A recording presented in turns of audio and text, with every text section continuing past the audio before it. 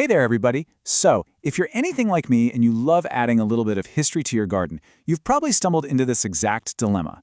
What in the world do you do with that gorgeous vintage silver you just found?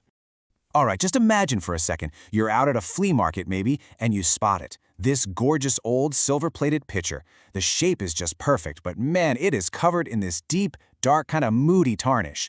So you bring it home, nestle it in with your hostas, and then it hits you. And that's the big one, isn't it? To polish or not to polish? Because this one little decision, it can completely change the whole vibe of your garden art. And believe it or not, it changes the story that piece tells. You're really at a fork in the road here.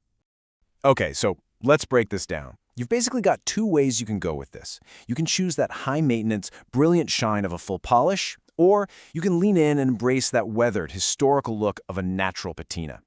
And yeah, the trade-offs here are pretty stark. You know, a high mirror polish, that's going to take constant work to keep that reflective look. It's perfect for, say, a formal garden.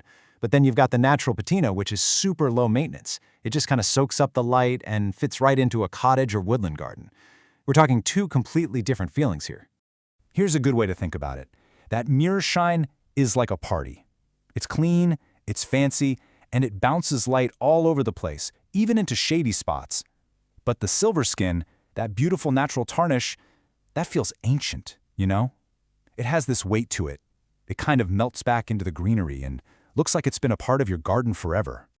But hey, to really make the right call, you gotta understand what that tarnish actually is. It is so much more than just dirt. It's the story of the piece, written right on the surface. And this right here, this really gets to the heart of it all. Think about it. When you buy a vintage piece, you're paying for its age, right? For its history. So why is our first impulse so often to scrub every last bit of that history right off? It's a really good question to ask yourself. Because, and this is super important, polishing isn't just cleaning. Every single time you polish, you're actually doing something called microscopic ablation. You are physically, literally, removing a tiny layer of the silver itself. And if you do that over and over for decades, you get what collectors call bleeding.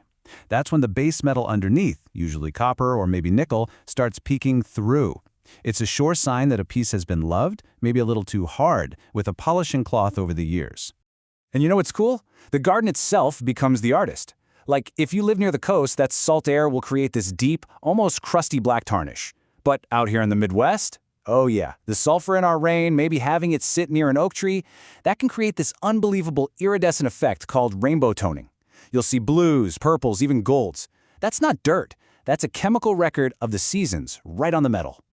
Okay, here's a fantastic tip from the pros. They call it the butt of the spoon rule. Basically, if the high points on a piece are naturally bright, from being handled over the years, but the recesses and the deep grooves are dark, don't touch it, just leave it alone. That contrast is exactly what makes the details really pop, especially against something like a big green hosta leaf. Now look, if you decide you're on Team Shine, you just gotta be honest with yourself about the upkeep. Because a freshly polished piece of silver plate left outside, it's gonna start to dull in about 72 hours. Yep, 3 days. That is a serious commitment. And hey, a quick but really important word of warning here. If you're dealing with a modern piece, something you bought at a big box store, you have to be super careful. That silver is usually flash-plated, which means the silver layer is actually thinner than a coat of paint. One good aggressive polish and you could strip it right off. If you can, stick with the sturdy old vintage stuff. All right, so we've talked about the philosophy of it all. Now let's get down to the practical side. Here's a quick guide on how to actually get the look you're going for, whether you want shine or you want soul.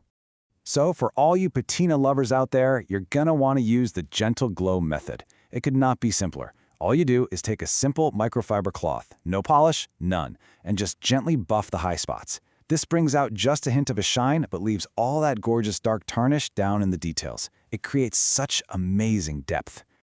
Now, if you're going for that full-on shine, you're doing a full restoration. The most important thing here is to use a good quality foam silver polish.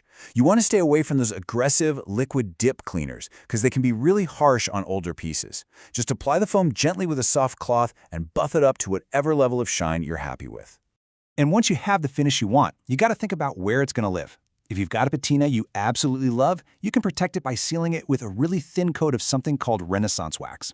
For your super shiny pieces, maybe keep them on a covered porch or patio to slow down that tarnish. And for the patina pieces, just let them live right out in the elements, right in the flower beds where they look best. Okay, let's wrap this up by hitting a couple of the most common questions that people always ask about having silver plate in the garden. First one up, and it's a big one. Does that tarnish, that patina, does it actually protect the silver underneath it? And answer is, yeah, kinda. A good stable layer of tarnish, it's mostly a chemical called silver sulfide. It does act like a protective barrier against deeper corrosion. Now, it's not a miracle worker. It won't stop pitting from happening if the silver layer is already compromised and moisture can get underneath. All right, there's one more thing you might see on your silver, and if you see this, you really need to pay attention. If you see little green spots, that's called verdigrease. And folks, that is a major red flag. It means the silver plate has been completely worn away in that spot, and the copper base metal is now exposed and reacting with moisture. You have to clean and seal those spots immediately. Otherwise, the piece could literally start to disintegrate. So, at the end of the day, whether you want your garden to sparkle or you want it to whisper these old stories of some forgotten estate, well, that choice is totally up to you. Just remember this one thing, okay? Once you polish away a century of history, you can't just rub it back on. So take your time with it. Look at your piece in the morning light, look at it at dusk, and just kind of let it tell you what it wants to be. Thanks so much for joining me.